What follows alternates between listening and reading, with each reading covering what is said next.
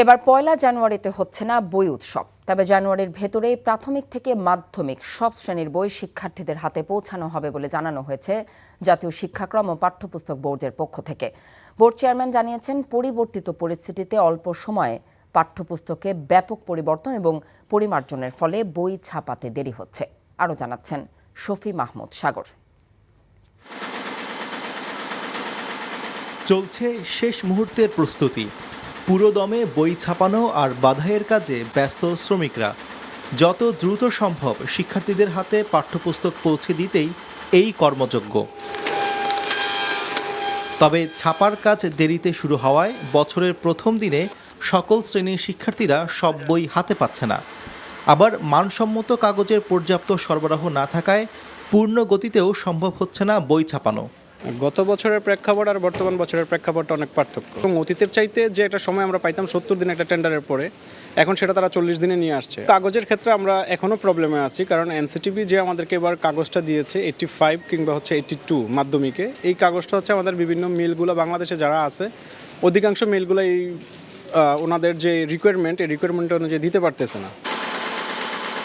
গণঅভ্যুত্থানের ফলে নতুন শিক্ষাক্রম বাতিল, বিষয়বস্তু সংশোধন সহ পরিমার্জিত বই ছাপাখানায় যেতে প্রায় 5 মাস দেরি হয়েছে উল্লেখ করে নানা প্রতিবন্ধকতার কথা জানান জাতীয় শিক্ষাক্রম ও পাঠ্যপুস্তক বোর্ডের চেয়ারম্যান। বলেন, পাঠ্যপুস্তকের মান বৃদ্ধি সহ যুক্ত করা হয়েছে জুলাই বিপ্লবের অধ্যায়। প্রিন্টারদেরও অভিজ্ঞতার অভাব আছে, তাদের মেশিন ম্যান, তাদের প্রোগ্রামার, এদের আসলে দক্ষতার অভাব আছে, এটা আমরা দেখতে পেয়েছি। ছাপাটা ভালো হচ্ছে না, এইটা একটা সমস্যা। 8টা কন্টেন্ট দিয়েছি বাংলা এবং ইংরেজিতে এই জুলাই বিপ্লবের উপরে ভিত্তি করে। পাঠ্য বই কখনো দলীয় প্রচারের মাধ্যম হতে পারে না, দুনিয়ার কোথাও নাই, সেগুলোকে আমরা অপসারণ করেছি।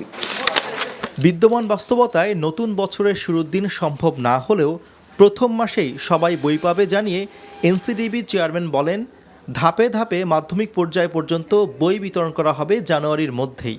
প্রথম থেকে পঞ্চম শ্রেণীর বইগুলোকে আমরা 1 তারিখের মধ্যে শিক্ষার্থীদের হাতে পৌঁছে দেওয়ার ব্যবস্থা নিয়েছি। ষষ্ঠ থেকে দশম শ্রেণীর বইগুলো আমরা জানুয়ারির 1 তারিখে যেন আমরা চাচ্ছি যে প্রথম 3টি বই তাদের হাতে, সব শিক্ষার্থীর হাতে তুলে দেওয়ার জন্য। সেই সাথে জানুয়ারির 20 তারিখের মধ্যে অন্যান্য বিষয়ের বইগুলো অন্যান্য শ্রেণীর পৌঁছানোর জন্য আমরা ব্যবস্থা নেব।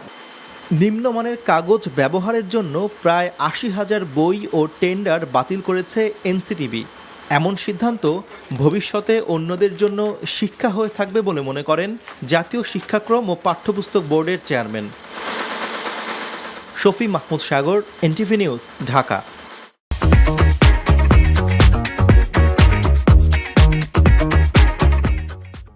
পঞ্চগড়ে গত 3 দিন ধরে 10 ডিগ্রির ঘরে তাপমাত্রা ওঠানামা করছে। রাতে হালকা বাতাস আর কুয়াশা থাকায় বেশি শীত অনুভূত হচ্ছে, কিন্তু সকাল থেকেই সূর্যের মুখ দেখা যাচ্ছে। বেলা বাড়ার সাথে সাথে রোদের তেজও বৃদ্ধি পাচ্ছে। দিনের অগ্রভাগে তাপমাত্রা বেড়ে যাওয়ায় বেশ গরম অনুভূত হচ্ছে। পঞ্চগড়ে তেঁতুলিয়া আবহাওয়া পর্যবেক্ষণ কেন্দ্রের ভারপ্রাপ্ত কর্মকর্তা জিতেন্দ্রনাথ রায় জানান, সকাল 9টায় 10.7 ডিগ্রি সেলসিয়াস তাপমাত্রা রেকর্ড করা হয়েছে। এ সময় বাতাসের আর্দ্রতা ছিল 97%। অন্যদিকে গতকাল বৃহস্পতিবার দিনের সর্বোচ্চ তাপমাত্রা রেকর্ড করা হয়েছে 28.6 ডিগ্রি সেলসিয়াস। দিনে গরম আর রাতে শীত অনুভূত হচ্ছে। ডিসেম্বরের শেষ নাগাদ শীতের দাপট আরও বাড়তে পারে বলে জানিয়েছেন তিনি। প্রথমবার ম্যারাথন আয়োজন করেছে বাংলাদেশ অলিম্পিক অ্যাসোসিয়েশন, BOA। ভোর 6টায় পূর্বাচলের জলসিঁড়িতে ম্যারাথন উদ্বোধন করেন BOA মহাসচিব সৈয়দ শাহেদ রেজা। বিভিন্ন শ্রেণী পেশার মানুষ এতে অংশ নিয়েছেন। নারী পুরুষ বিভিন্ন ক্যাটাগরি মিলিয়ে এই ম্যারাথনে প্রায় 5,100 জন অংশগ্রহণকারীর মধ্যে 93 জন জয়ী অ্যাথলেটকে 72,90,000 টাকার পুরস্কার দেওয়া হবে। সমাপন অনুষ্ঠানে উপস্থিত থাকবেন সেনাবাহিনী প্রধান ও BOA সভাপতি জেনারেল ওয়াকারুজ্জামান। ম্যারাথনে 10 কিলোমিটার রেস ও হাফ ম্যারাথন 21.10 কিলোমিটার দূরত্বে 2টি প্রতিযোগিতা হয়েছে। আমনে ভরা মৌসুমেও আরেক দফা বাড়ল চালের দাম। গত এক সপ্তাহের ব্যবধানে কুষ্টিয়ার বাজারে সব ধরনের চাল বিক্রি হচ্ছে কেজিতে 3 থেকে 4 টাকা বাড়তি দামে। মিল মালিকদের অভিযোগ, কৃষকরা বেশি দামে ধান বিক্রি করায় বাড়ছে চালের দাম। আর দফায় দফায় চালের দাম বৃদ্ধিতে ক্ষুব্ধ খুচরা বিক্রেতা ও ভোক্তারা। কুষ্টিয়া প্রতিনিধি সাবিনা ইয়াসমিন শ্যামলীর পাঠানো রিপোর্ট, ছবি তুলেছেন মোহাম্মদ আশিফুজ্জামান। আমনের ভরা মৌসুম চলছে, বাজারে উঠেছে নতুন ধান।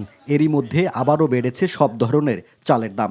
কুষ্টিয়ার বাজারে সরু চাল কেজি প্রতি 4 টাকা বেড়ে বিক্রি হচ্ছে 73 থেকে 74 টাকায়। এর সাথে সমান তালে কাজললতা, আটাশ ও মোটা চালের দামও কেজিতে বেড়েছে 3 টাকা।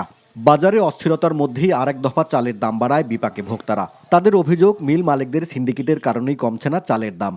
এখন নতুন চাল উঠে গেছে, এখন যদি চালের দাম বেড়ে যায় তাহলে তো মানুষ আতঙ্কিত হয়ে যাচ্ছে। ধানের বাজারটাকে অন্ততপক্ষে নিয়ন্ত্রণ করা দরকার এবং চাউলের যে প্রধান যে উৎপাদন কেন্দ্র সেটাকে নিয়ন্ত্রণ করলে বাজার আমার মনে হয় নিয়ন্ত্রণ হবে। সাধারণ ক্রেতা হিসাবে যে নিত্যপণ্যের যে বাজারটা যেন একটি স্থিতিশীল পর্যায়ে থাকে।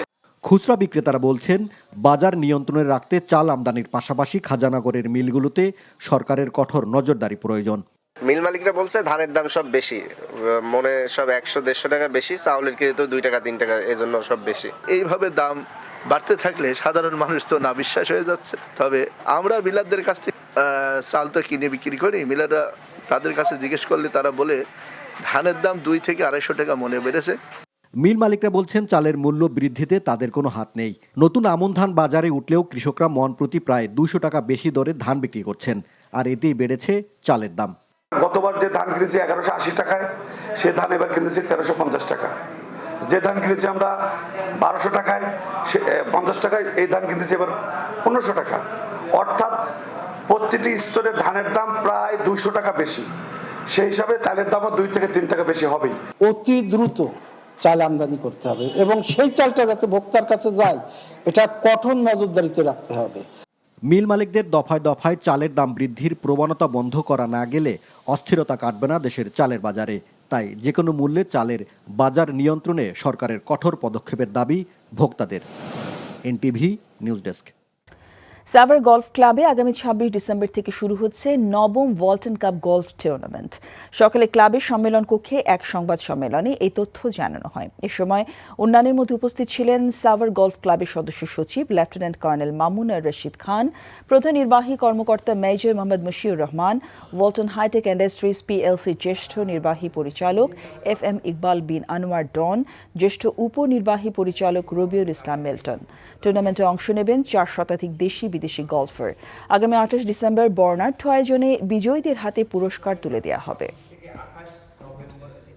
গাজীপুরের টঙ্গীতে বিশ্ব ইজতেমার ময়দান নিয়ন্ত্রণ নিয়ে তাবলিগ মুরব্বী মাওলানা সাদ ও মাওলানা জুবায়ের অনুসারীদের মাঝে সংঘর্ষে 3 জন নিহত হওয়ার ঘটনায় মামলা দায়ের করেছে মাওলানা জুবায়ের অনুসারীরা। সকালে গাজীপুর মেট্রোপলিটন পুলিশের টঙ্গী পশ্চিম থানার ভারপ্রাপ্ত কর্মকর্তা মোহাম্মদ হাবিব ইস্কান্দার এই তথ্য নিশ্চিত করেছেন।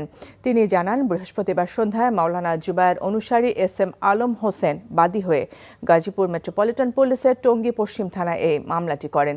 মামলা দায়েরের পরপরই মুয়াজ বিন নূরকে রাজধানীর উত্তরা এলাকায় অভিযান চালিয়ে গ্রেফতার করা হয়েছে। এদিকে সংঘর্ষের পর ইজতেমা মাঠের নিয়ন্ত্রণ নিয়েছে প্রশাসন। আশেপাশের এলাকায় সেনাবাহিনী ও র্যাব টহল অব্যাহত রেখেছে। পুলিশ ময়দানের বিভিন্ন স্থানে অবস্থান নিয়েছে। মাওলানা জুবায়ের অনুসারীদের কিছু সাথী ময়দানের মালামাল সংরক্ষণ এবং পাহারা দেওয়ার কাজে নিয়োজিত রয়েছেন। এছাড়া ময়দানের আশেপাশের সড়কে যানবাহন চলাচল স্বাভাবিক রয়েছে।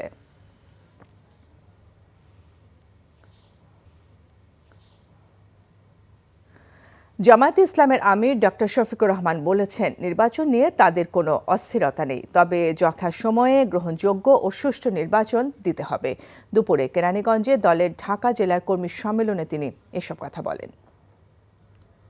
স্বৈরাচার পালিয়ে যাওয়ার পরে স্বৈরাচারের অপকর্মের উত্তরাধিকার যারা বহন করবেন তারা জাতির বন্ধু হতে পারেন না। আমাদের যে 2000-এর মতো সন্তান সন্ততি জীবন দিয়েছে, অনুরূপ অপকর্ম কেউ করলে তারা সেই জীবনের সাথে রক্তের সাথে আমানতদারি রক্ষা করবেন না। ভরা মৌসুমেও অস্থির রাজধানীর চালের বাজার। সপ্তাহের ব্যবধানে প্রতি কেজিতে বেড়েছে 4 থেকে 5 টাকা। ব্রয়লার মুরগিও কেজিতে বেড়েছে 20 টাকার মতো। তবে কমেছে আলু ও পেঁয়াজের দাম। বাজারে বোতলজাত সয়াবিনের সরবরাহ কিছুটা বাড়লেও স্বাভাবিক হয়নি বলে জানিয়েছেন বিক্রেতারা। মেজবাহ হাসানের রিপোর্ট। 1.5 মাস পর আবারও বাড়তি চালের দাম। প্রতি কেজিতে 4 থেকে 5 টাকা বেড়েছে মিনিকেট সহ কয়েক ধরনের চালের দাম। তবে আগের দামেই বিক্রি হচ্ছে 28 চাল। ভরা মৌসুমে এমন দামের কারণ জানেন না বিক্রেতারাও, দায় চাপাচ্ছেন মিল মালিক ও কর্পোরেট সিন্ডিকেটের উপর। সব চাউলে কেজিতে 5 টাকা 6 টাকা বেশি। 5 মাসের মধ্যে আপনার 80 টাকা ছাড়াই দেব, তো ওই সময় যদিও কমবে কয় টাকা, 2 টাকা 3 টাকা কমলো, কমার পরে তো আপনার এই জায়গাও আসতে পারবো না। এর আগে যেটা নিলাম সেটাতে আজকে যেটা ছিল তার 50 টাকা কমে নিয়েছি, অর্থাৎ 1850 নিয়েছি, আজকে চাইলো 1900। গেল সপ্তাহের চেয়ে কমেছে পেঁয়াজ ও আলুর দাম।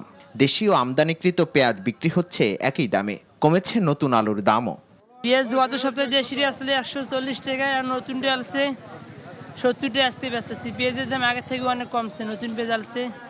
বোতলজাত সয়াবিন তেলের প্রতি লিটারে 8 টাকা বাড়ানোর পর বাজারে সরবরাহ বেড়েছে, কিন্তু এখনো পরিস্থিতি স্বাভাবিক হয়নি বলে জানিয়েছেন বিক্রেতারা।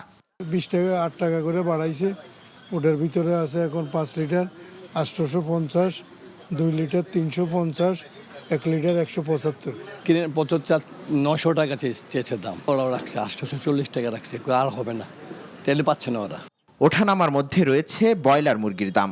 3 দিনের ব্যবধানে কেজিতে বেড়েছে 20 টাকা পর্যন্ত, তবে দাম কমে ডিমের ডজন বিক্রি হচ্ছে 135 টাকায়। ব্রয়লার 200 আর সোনালিটা হচ্ছে 320। কাঁচামাল তো ভাইয়া বাজার একটু কম বেশ হলে দাম একটু বাড়ে, আর আজকে 2-3 দিন কাপ্তান বাজার বন্ধ, তো কাপ্তান বাজারে যে গাড়িগুলা ঢুকতো গাড়িগুলা কম ঢুকতেছে, কারণ কোনো খামারি মাল ঢুকাইতেছে না। শীতের ভরা মৌসুমে বেগুন বিক্রি হচ্ছে 60 থেকে 80 টাকা পর্যন্ত, ফুলকপির পিস 40 টাকা। মোটামুটি আর যা আছে নিয়ন্ত্রণ আছে, মোটামুটি খারাপ নয়, ভালোই আছে। আমাকে অবস্থার কথা কই লাভ আছে, লাভ নেই। এখন পেঁয়াজ থাকার কথা 40 টাকা 50 টাকা, কাঁচা পেঁয়াজ, তাই না? দাম বেশি, সব কিছুর দামই বেশি। শীতে সবজি শীত তুলনায় ততটা কম না, সবজি যতটা আর কম থাকা কথা অতটা না। সবজির বাজারে স্বস্তি ফেরা না ফেরা আর দাম কমা নিয়ে ক্রেতা বিক্রেতাদের মধ্যে রয়েছে মিশ্র প্রতিক্রিয়া। Misbah Hasan, NTV news, Dhaka.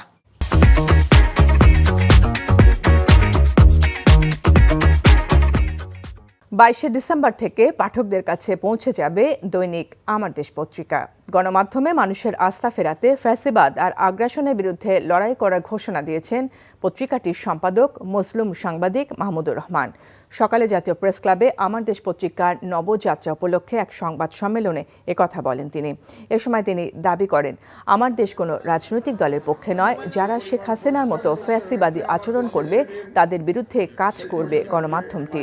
বিশ্বে নির্যাতিত মুসলমানদের পক্ষে থাকার কথাও জানিয়েছেন সিনিয়র সাংবাদিক মাহমুদুর রহমান। রোববার থেকে সংবাদপত্রটি প্রকাশের পর গণমানুষের প্রত্যাশা পূরণ করবে বলে আশা প্রকাশ করেন আমার দেশ পত্রিকার সম্পাদক। প্রতিদিন টেলিভিশন ক্যামেরা সহযোগী সম্পাদক পত্রিকায় অবশ্যই দুই পক্ষের বক্তব্য মন্তব্য থাকতে হবে। সুতরাং আমি যে সঠিক খবর যেটাকে বলছি, সঠিক খবরের ডেফিনেশন আমার কাছে এই দুই পক্ষের মন্তব্য দিয়ে যে খবর আসবে সেটাই সঠিক খবর। ইনশাআল্লাহ আমার দেশে আমরা সেই সঠিক খবরটা দেব। দুর্নীতির বিরুদ্ধে আমরা একেবারে সোচ্চার ছিলাম, এখনো সোচ্চার থাকবো ইনশাআল্লাহ। আমরা অসহায় মানুষের কণ্ঠস্বর হতে চাই। ইস্পাহানি মির্জাপুরের উদ্যোগ, পরিকল্পনা ও পৃষ্ঠপোষকতায় মাতৃভাষা বাংলা নিয়ে দেশের সবচেয়ে বড় মেধাভিত্তিক TV reality show Ispahani Mirzapur Banglabid ষষ্ঠ বর্ষের ঢাকা বিভাগের বাছাই পর্ব আজ অনুষ্ঠিত হয়েছে। সকালে রাজধানীর সেন্ট জোসেফ উচ্চ মাধ্যমিক বিদ্যালয়ে বাছাই পর্ব অনুষ্ঠিত হয়। প্রাথমিক বাছাই শেষে চূড়ান্ত পর্বে যাবার সুযোগ পেয়েছে ঢাকা বিভাগের সেরা 8 বাংলাবিদ। এ সময় উপস্থিত ছিলেন ইস্পাহানি টি লিমিটেডের উপমহাব্যবস্থাপক এইচ.এম. ফজলে রাব্বি। পরে নির্বাচিতদের হাতে সম্মাননা পুরস্কার তুলে দেন ইস্পাহানি টি লিমিটেডের উপমহাব্যবস্থাপক মোহাম্মদ হারুন এবং উপমহাব্যবস্থাপক মাওলা আল মামুন। সুন্দর হাতের লেখার প্রতিযোগিতার পুরস্কার তুলে দেন ইস্পাহানি টি লিমিটেডের জ্যেষ্ঠ বিভাগীয় ব্যবস্থাপক অনিক হাসনাত শোভন। জামায়াতে ইসলামের আমির ডক্টর শফিকুর রহমান বলেছেন, নির্বাচন নিয়ে তাদের কোনো অস্থিরতা নেই, তবে যথাসময়ে গ্রহণযোগ্য ও সুষ্ঠু নির্বাচন দিতে হবে। দুপুরে কেরানীগঞ্জে দলের ঢাকা জেলার কর্মী সম্মেলনে তিনি এসব কথা বলেন। স্বৈরাচার পালিয়ে যাওয়ার পরে স্বৈরাচারের অপকর্মের উত্তরাধিকার যারা বহন করবেন তারা জাতির বন্ধু হতে পারেন না। আমাদের যে 2000-এর মতো সন্তান সন্ততি জীবন দিয়েছে, অনুরূপ অপকর্ম কেউ করলে তারা সেই জীবনের সাথে রক্তের সাথে আমানতদারি রক্ষা করবেন না। ভরা মৌসুমেও অস্থির রাজধানীর চালের বাজার। সপ্তাহের ব্যবধানে প্রতি কেজিতে বেড়েছে 4 থেকে 5 টাকা। ব্রয়লার মুরগিও কেজিতে বেড়েছে 20 টাকার মতো। তবে কমেছে আলু ও পেঁয়াজের দাম। বাজারে বোতলজাত সয়াবিনের সরবরাহ কিছুটা বাড়লেও স্বাভাবিক হয়নি বলে জানিয়েছেন বিক্রেতারা। মেজবাহ হাসানের রিপোর্ট। 1.5 মাস পর আবারও বাড়তি চালের দাম। প্রতি কেজিতে 4 থেকে 5 টাকা বেড়েছে মিনিকেট সহ কয়েক ধরনের চালের দাম। তবে আগের দামেই বিক্রি হচ্ছে 28 চাল। ভরা মৌসুমে এমন দামের কারণ জানেন না বিক্রেতারাও। দায় চাপাচ্ছেন মিল মালিক ও কর্পোরেট সিন্ডিকেটের উপর। সব চাউলে কেজিতে 5 টাকা 6 টাকা বেশি। 5 মাসের মধ্যে আপনার 80 টাকা ছাড়াই দেব। তো ওই সময় যদিও কমবে কয় টাকা, 2 টাকা 3 টাকা কমলো। কমার পরে তো আপনার এই জায়গায় আসতে পারবো না। এর আগে যেটা নিলাম সেটাতে আজকে যেটা ছিল তার 50 টাকা কমে নিয়েছি, অর্থাৎ 1850 নিয়েছি, আজকে চাইলো 1900। গেল সপ্তাহের চেয়ে কমেছে পেঁয়াজ ও আলুর দাম। দেশীয় আমদানিকৃত পেঁয়াজ বিক্রি হচ্ছে একই দামে। কমেছে নতুন আলুর দামও। পেঁয়াজ গত সপ্তাহে দেশি আসলে 140 টাকায়, আর নতুন আসছে 70 টাকা আজকে বেচতেছি। পেঁয়াজের দাম আগের থেকে অনেক কমছে, নতুন পেঁয়াজ আসছে। বোতলজাত সয়াবিন তেলের প্রতি লিটারে 8 টাকা বাড়ানোর পর বাজারে সরবরাহ বেড়েছে, কিন্তু এখনো পরিস্থিতি স্বাভাবিক হয়নি বলে জানিয়েছেন বিক্রেতারা। 20 টাকা 8 টাকা করে বাড়াইছে। ওটার ভিতরে আছে এখন 5 লিটার 850, 2 লিটার 350, 1 লিটার 175। কিনে 75 900 টাকা চেয়েছে দাম, ওরাও রাখছে 840 টাকা রাখছে, আর হবে না, তেলে পাচ্ছে না ওরা। ওঠানামার মধ্যে রয়েছে ব্রয়লার মুরগির দাম। 3 দিনের ব্যবধানে কেজিতে বেড়েছে 20 টাকা পর্যন্ত। তবে দাম কমে ডিমের ডজন বিক্রি হচ্ছে 135 টাকায়। ব্রয়লার 200 আর সোনালিটা হচ্ছে 320। কাঁচামাল তো ভাইয়া বাজার একটু কম বেশ হলে দাম একটু বাড়ে। আর আজকে 2-3 দিন কাপ্তান বাজার বন্ধ, তো কাপ্তান বাজারে যে গাড়িগুলা ঢুকতো গাড়িগুলা কম ঢুকতেছে, কারণ কোনো খামারি মাল ঢুকাইতেছে না। শীতের ভরা মৌসুমে বেগুন বিক্রি হচ্ছে 60 থেকে 80 টাকা পর্যন্ত। ফুলকপির পিস 40 টাকা। মোটামুটি আর যা আছে নিয়ন্ত্রণ আছে, মোটামুটি খারাপ নয়, ভালোই আছে। আমাকে অবস্থার কথা কই লাভ আছে? লাভ নেই। এখন পেঁয়াজ থাকার কথা 40 টাকা 50 টাকা কাঁচা পেঁয়াজ, তাই না? দাম বেশি, সব কিছুর দামই বেশি। শীতে সবজি শীত তুলনায় ততটা কম না, সবজি যতটা আর কম থাকা কথা অতটা না। সবজির বাজারে স্বস্তি ফেরা না ফেরা আর দাম কমা নিয়ে ক্রেতা বিক্রেতাদের মধ্যে রয়েছে মিশ্র প্রতিক্রিয়া। Mezbah Hasan, NTV news, Dhaka. 22শে ডিসেম্বর থেকে পাঠকদের কাছে পৌঁছে যাবে দৈনিক আমার দেশ পত্রিকা। গণমাধ্যমে মানুষের আস্থা ফেরাতে ফ্যাসিবাদ আর আগ্রাসনের বিরুদ্ধে লড়াই করার ঘোষণা দিয়েছেন পত্রিকাটির সম্পাদক মজলুম সাংবাদিক মাহমুদুর রহমান। সকালে জাতীয় প্রেস ক্লাবে আমার দেশ পত্রিকার নবযাত্রা উপলক্ষে এক সংবাদ সম্মেলনে একথা বলেন তিনি। এ সময় তিনি দাবি করেন, আমার দেশ কোনো রাজনৈতিক দলের পক্ষে নয়। যারা শেখ হাসিনার মতো ফ্যাসিবাদী আচরণ করবে তাদের বিরুদ্ধে কাজ করবে গণমাধ্যমটি। বিশ্বে নির্যাতিত মুসলমানদের পক্ষে থাকার কথাও জানিয়েছেন সিনিয়র সাংবাদিক মাহমুদুর রহমান। রোববার থেকে সংবাদপত্রটি প্রকাশের পর গণমানুষের প্রত্যাশা পূরণ করবে বলে আশা প্রকাশ করেন আমার দেশ পত্রিকার সম্পাদক। প্রতিদিন টেলিভিশন ক্যামেরা পত্রিকায় অবশ্যই দুই পক্ষের বক্তব্য মন্তব্য থাকতে হবে। সুতরাং আমি যে সঠিক খবর যেটাকে বলছি, সঠিক খবরের ডেফিনেশন আমার কাছে এই দুই পক্ষের মন্তব্য দিয়ে যে খবর আসবে সেটাই সঠিক খবর। ইনশাআল্লাহ আমার দেশে আমরা সেই সঠিক খবরটা দেব। দুর্নীতির বিরুদ্ধে আমরা একেবারে সোচ্চার ছিলাম, এখনো সোচ্চার থাকবো ইনশাআল্লাহ। আমরা অসহায় মানুষের কণ্ঠস্বর হতে চাই। ইস্পাহানি মির্জাপুরের উদ্যোগ, পরিকল্পনা ও পৃষ্ঠপোষকতায় মাতৃভাষা বাংলা নিয়ে দেশের সবচেয়ে বড় মেধাভিত্তিক TV reality show Ispahani Mirzapur Banglabid ষষ্ঠ বর্ষের ঢাকা বিভাগের বাছাই পর্ব আজ অনুষ্ঠিত হয়েছে।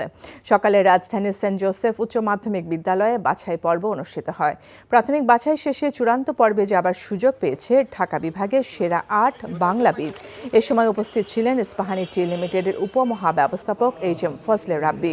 পরে নির্বাচিতদের হাতে সম্মাননা পুরস্কার তুলে দেন ইস্পাহানি টি লিমিটেডের উপমহাব্যবস্থাপক মোহাম্মদ হারুন এবং উপমহাব্যবস্থাপক মাওলা আল মামুন। সুন্দর হাতের লেখার প্রতিযোগিতার পুরস্কার তুলে দেন ইস্পাহানি টি লিমিটেডের জ্যেষ্ঠ বিভাগীয় ব্যবস্থাপক অনিক হাসনাত শোভন।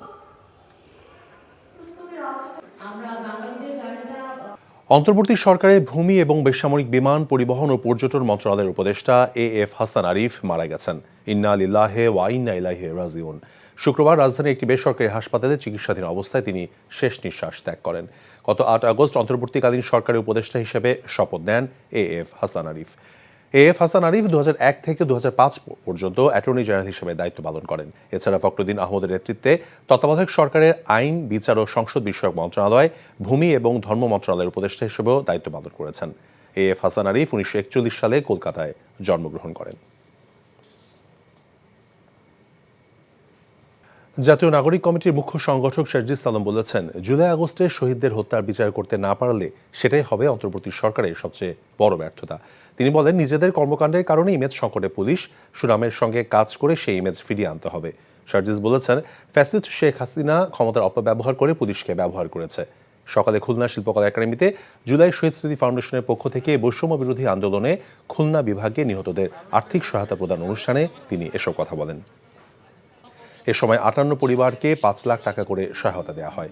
অনুষ্ঠানে জেলা প্রশাসনের ঊর্ধ্বতন কর্মকর্তারা উপস্থিত ছিলেন। জামায়াত ইসলামীর আমির ডক্টর শফিকুর রহমান বলেছেন, নির্বাচন নিয়ে তাদের কোনো অস্থিরতা নেই, তবে যথাসময়ে গ্রহণযোগ্য এবং সুষ্ঠু নির্বাচন দিতে হবে। দুপুরে কেরানীগঞ্জে দলের ঢাকা জেলার কর্মী সম্মেলনে তিনি এসব কথা বলেন। বর্তমান সরকারকে জনগণ বসিয়েছে, তারা শহীদদের রক্তের মর্যাদা দিবে বলেও আশা প্রকাশ করেন তিনি। বলেন, যা কিছু ন্যায়সঙ্গত তার সাথে জামায়াতে ইসলামের নেতাকর্মীরা আছেন। জামায়াতের কর্মীরা চাঁদাবাজি, লুটপাট, জায়গা জমি দখলের সাথে কখনোই জড়িত না। এসবে দলের নেতাকর্মীরা সরকারকে সহযোগিতা করতে চায়। যথাসময়ে গ্রহণযোগ্য এবং সুষ্ঠু নির্বাচন দেবার দাবি জানান জামায়াতের আমির।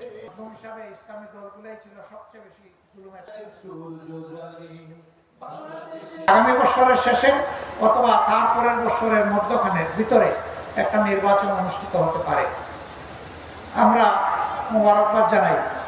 আমি আজকেই দাবি করছি না, কিন্তু ঘোষণাটা হলে এদেশের মানুষের মধ্যে একটা আস্থা তৈরি হবে যে এই সরকার আবার মহিল বকরের সরকারের মতো নতুন দল গঠন করে ক্ষমতায় বসার অভিলাষ প্রকাশ করবে না। দেশকে পরিকল্পিতভাবে অশান্ত করার ষড়যন্ত্রের অংশ হিসেবে বিশ্ব ইজতেমার মাঠে তাবলিগ জামাতের ঘুমন্ত 4 কর্মীকে হত্যা করা হয়েছে বলে অভিযোগ করেছেন হেফাজতে ইসলামের নেতারা।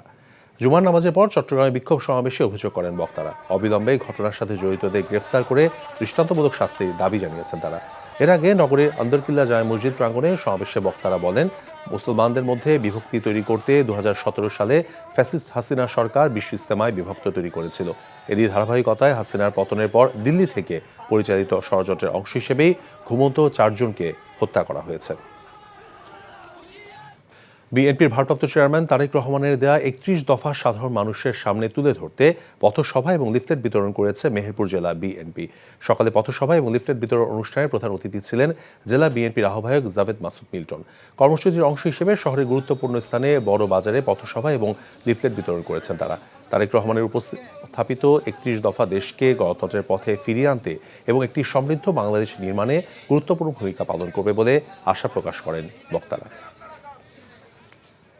আকস্মিক মারা গেলেন অন্তর্বর্তী সরকারের ভূমি এবং বেসামরিক বিমান পরিবহন ও পর্যটন মন্ত্রণালয়ের উপদেষ্টা এএফ হাসান আরিফ। ইন্না লিল্লাহি ওয়া ইন্না ইলাইহি রাজিউন। শুক্রবার দুপুরে বাসায় অসুস্থ বোধ করার পর হাসপাতালে নেওয়া হলে কর্তব্যরত চিকিৎসক তাকে মৃত ঘোষণা করেন। তার বয়স হয়েছিল 83 বছর। উপদেষ্টা হাসান আরিফের মৃত্যুতে শোক জানিয়েছেন রাষ্ট্রপতি, প্রধান উপদেষ্টা ডক্টর মোহাম্মদ ইউনূস সহ উপদেষ্টা পরিষদের সদস্যরা। শোক জানিয়েছেন বিএনপি মহাসচিব মির্জা ফখরুল ইসলাম আলমগীর। আজ বাদ এশা ধানমন্ডি বায়তুল আমাল জামে মসজিদে মরহুমের প্রথম জানাজা অনুষ্ঠিত হবে। মইদুল ইসলামের রিপোর্ট। অন্তর্বর্তী সরকারের উপদেষ্টা হিসেবে গত 8 আগস্ট শপথ গ্রহণ করেছিলেন এএফ হাসান আরিফ। দায়িত্ব দেওয়া হয়েছিল স্থানীয় সরকার, পল্লী উন্নয়ন ও সমবায় মন্ত্রণালয় এবং ভূমি মন্ত্রণালয়ে। পরে তাকে দায়িত্ব দেওয়া হয় ভূমি মন্ত্রণালয় সহ বেসামরিক বিমান পরিবহন ও পর্যটন মন্ত্রণালয়ে। শুক্রবার দুপুরে হাসান আরিফ বাসায় খাবার খেতে বসলে হঠাৎ অসুস্থ বোধ করলে তাৎক্ষণিকভাবে নেওয়া হয় হাসপাতালে। চিকিৎসকরা জানান, উপদেষ্টা হাসান আরিফের হার্ট অ্যাটাক হয়েছে। পরে মৃত ঘোষণা করা হয় তাকে। উপদেষ্টা হাসান আরিফের মৃত্যুতে হাসপাতালে ছুটে যান উপদেষ্টা পরিষদের সদস্যরা। শোকাবহ পরিবেশ তৈরি হয় সেখানে। উনি উপদেষ্টা পরিষদের সদস্য হিসাবে আমাদের সবচেয়ে অ্যাক্টিভ, সবচেয়ে উদ্যোগী উপদেষ্টাদের একজন ছিলেন। জাস্ট 4 দিন আগে যখন ইস্তিমুরের প্রেসিডেন্ট এসেছিলেন, উনি স্যারের সাথে টেবিলে বসেছিলেন, স্যার ভিতরে গিয়ে বলছিল যে কত উচ্ছল আনন্দময় প্রাণবন্ত মানুষ ছিলেন। আমি মনে করি আইন অঙ্গনে এমন সজ্জন, বিদ্বান, ভদ্র, প্রাজ্ঞ একজন আইনজীবী খুঁজে পাওয়া আসলেই দুষ্কর। একটা হাসান আরিফ স্যারের মৃত্যু মানে হচ্ছে আইনজীবী হিসেবে একজন প্রতিষ্ঠান চলে যাওয়া। প্রধান উপদেষ্টা ডক্টর মোহাম্মদ ইউনূস মিশরের D8 সম্মেলনে যোগদান শেষে দেশে ফিরে বিমানবন্দর থেকে সরাসরি ছুটে যান হাসপাতালে। ল প্রফেশনের এই যে ওনার যে মানুষের প্রতি যে দরদ, এটা অনেক অনেক পুরনো এবং এটা উনি অনেক বছর ধরে করছেন। তা এখন এমনও আছে যে উনি অনেকের মামলা লড়ে দিয়েছেন উইদাউট এনি ফিস, এবং উনি খুবই ডিপলি কমিটেড সোশ্যাল ওয়ার্কার ছিলেন। অনেক কজে ওনার ইনভলভমেন্ট ছিল। বিএনপি মহাসচিব মির্জা ফখরুল ইসলাম আলমগীর সহ বিভিন্ন রাজনৈতিক দলের নেতাকর্মীরা উপদেষ্টা হাসান আরিফের মৃত্যুর খবর পেয়ে হাসপাতালে ছুটে যান। স্বনামধন্য আইনজীবী ছিলেন না, তিনি একজন বিশিষ্ট গণতন্ত্রে বিশ্বাসী মানুষ ছিলেন, এবং এখন যে ট্রানজিশনের যে পিরিয়ডটা, এই গণতন্ত্র উত্তরণের যে পথ যে কাজ শুরু হয়েছে, এই সময় তার খুব বেশি প্রয়োজন ছিল বলে আমরা মনে করি। আমি ব্যক্তিগতভাবে আমার একজন বিশিষ্ট শহীদকে হারিয়েছি, আর দেশ হারিয়েছে একজন দেশপ্রেমিক মানুষকে। উনি তার পেশাগত জীবনে খুবই স্বচ্ছতার সাথে দায়িত্ব পালন করেছেন এবং তিনি অত্যন্ত উঁচু মানের একজন সিনিয়র আইনজীবী ছিলেন। তার আইনের জ্ঞান যেমন ছিল, তার মধ্যে স্বচ্ছতাও তেমন ছিল। এই দুইটা জিনিস অনেক জায়গায় পাওয়া কঠিন। উপদেষ্টা হিসাবে তিনি এই পদে আসার পরে, দায়িত্বে আসার পরে আমরা একসাথে অনেক সময় বসেছি, কথা বলেছি। তাকে মনে হয়েছে যে একজন খাঁটি দেশপ্রেমিক মানুষ উনি। উপদেষ্টা হাসান আরিফ 2001 সাল থেকে 2005 সালের 28 এপ্রিল পর্যন্ত অ্যাটর্নি জেনারেল হিসেবে দায়িত্ব পালন করেছেন। এছাড়া 2008-9 সালের তত্ত্বাবধায়ক সরকারের আইন, বিচার ও সংসদ বিষয়ক মন্ত্রণালয়, ভূমি মন্ত্রণালয় এবং ধর্ম মন্ত্রণালয়ের উপদেষ্টা হিসেবেও দায়িত্ব পালন করেছেন। বিশিষ্ট আইনজ্ঞ হাসান আরিফ পশ্চিমবঙ্গে তার শিক্ষাজীবন শেষ করে 1967 সালে কলকাতা হাইকোর্টে আইনজীবী হিসেবে কাজ শুরু করেন। পরবর্তী সময়ে ঢাকায় এসে কাজ শুরু করেন বাংলাদেশের হাইকোর্টে। বর্ণাঢ্য কর্মজীবনের অধিকারী উপদেষ্টা হাসান আরিফের জন্ম 1941 সালে কলকাতায়। মইদুল ইসলাম, NTV নিউজ, ঢাকা। এই মুহূর্তে ধানমন্ডি তাকওয়া মসজিদে আছেন স্টাফ করেসপন্ডেন্ট নূর হোসেন। সরাসরি যাচ্ছি সেখানে। নূর, জানাজা এবং দাফনের ব্যাপারে আপনার কাছে কি খবর আছে?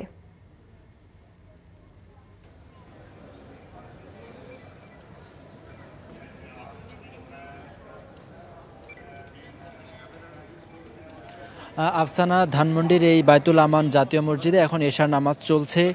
এশার নামাজ শেষ হওয়ার পরেই এই মসজিদে উপদেষ্টা হাসান আরিফের জানাজার নামাজ অনুষ্ঠিত হবে। প্রথম জানাজার নামাজ অনুষ্ঠিত হবে। এর মধ্যে এখানে উপদেষ্টার যে লাশ বহনকারী গাড়ি সেটি এসেছে, লাশ চলে এসেছে, এবং একটু পরে এখানে প্রধান উপদেষ্টা ডক্টর মোহাম্মদ ইউনূসের আসার কথা রয়েছে। তিনি এখনও এখানে এসে পৌঁছাননি। তবে ডক্টর মোহাম্মদ ইউনূসের যে সিকিউরিটি যে সমস্ত ব্যাপার রয়েছে, ফোর্স রয়েছে, তারা সবাই এখানে এসেছেন। ডক্টর মোহাম্মদ ইউনূসও এখানে আসার কথা রয়েছে। এর বাইরে সেনাবাহিনীর প্রধান সহ 3 বাহিনীর প্রধান এখানে এসে উপস্থিত হয়েছেন, এবং অন্তর্বর্তীকালীন সরকারের উপদেষ্টা বেশ কয়েকজন উপদেষ্টা, আসিফ মাহমুদ, নাহিদ এবং মাহফুজ আলম সহ বেশ কয়েকজন উপদেষ্টা এখানে এসে পৌঁছেছেন, এবং তারা এই মুহূর্তে এশারের নামাজ চলছে। এশার নামাজ শেষ হওয়ার পরপরই এই মসজিদে প্রথম যে জানাজা, সেই জানাজা নামাজটিতে তারাও অংশগ্রহণ করবেন। এরপরে উপদেষ্টা হাসান আরিফের পরিবার থেকে যেটি বলা হয়েছে, তাকে হচ্ছে আগামীকাল সুপ্রিম কোর্টের যে প্রাঙ্গণ আছে সেখানে তার আরেকটি জানাজা হবে। তারপরে উপদেষ্টার হাসান আরিফের কন্যা, যিনি দেশের বাইরে রয়েছেন, তিনি দেশে আসবেন 22 তারিখ। 22 ডিসেম্বর দেশে আসার পরে সিদ্ধান্ত হবে কবে এবং কোথায় উপদেষ্টা হাসান আরিফের দাফন কার্য সেটি সম্পন্ন হবে। সেটি সম্বন্ধে আমাদেরকে জানানো হয়নি। আফসানা, ইকোস অফ রেভলিউশন কনসার্টের প্রস্তুতির খবর জানতে চাচ্ছি আর্মি স্টেডিয়ামে। সেখানে আছেন সিনিয়র করেসপন্ডেন্ট নিয়ামুল আজিজ সাদেক। সাদেক, কনসার্টের প্রস্তুতি কেমন দেখছেন এবং রাহাত ফাতে আলী খান কখন এসে পৌঁছাবেন?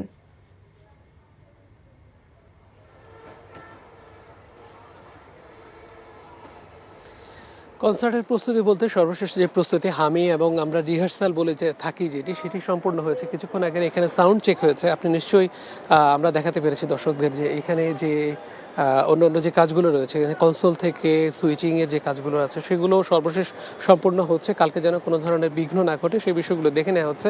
আর এখানে যে আপনি দেখতে পাচ্ছেন যে অসংখ্য চেয়ার, বিভিন্ন রং বেরঙের চেয়ার রাখা হয়েছে। এখানে টিকিট অনুযায়ী ভ্যারি করবে কারা কোন জায়গায় বসবেন।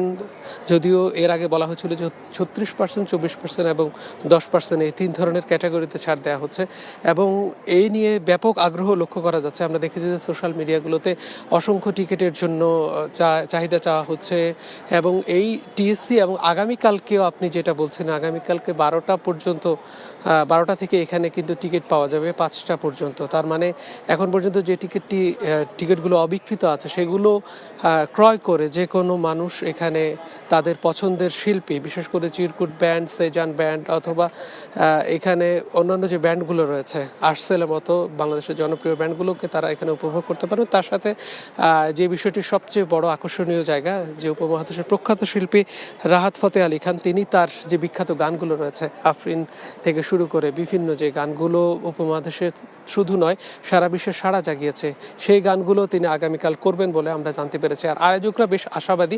তারা বলছেন জুলাই বিপ্লবের জন্য যে কাজটি করা হচ্ছে সেখানে স্বতঃস্ফূর্তভাবে সব ধরনের মানুষ এখানে অংশগ্রহণ করবেন, কারণ এই মহতি উদ্যোগটি শুধুমাত্র একটি কনসার্টে সীমাবদ্ধ নয়। এর টাকা যেটি দেওয়া হবে, রাহাত ফতেহ আলী খান তিনিও কোনো পারিশ্রমিক নিচ্ছেন না। একই সঙ্গে অন্যান্য সাধারণ মানুষ যারা এই টাকা দিয়ে ক্রয় করবেন তারাও কিন্তু এখানে এসে তাদের এই টাকাগুলোকে আসলে এই জুলাই যারা আত্মত্যাগ করেছেন তাদের পরিবার অথবা যারা আহত তাদের চিকিৎসার্থে ব্যবহৃত হবে। এই জন্য তারা আহ্বান করেছেন যেন অবশ্যই এখানে আসেন এবং কনসার্টটি উপভোগ করে তাদের কল্যাণার্থে সময় ব্যয় করেন।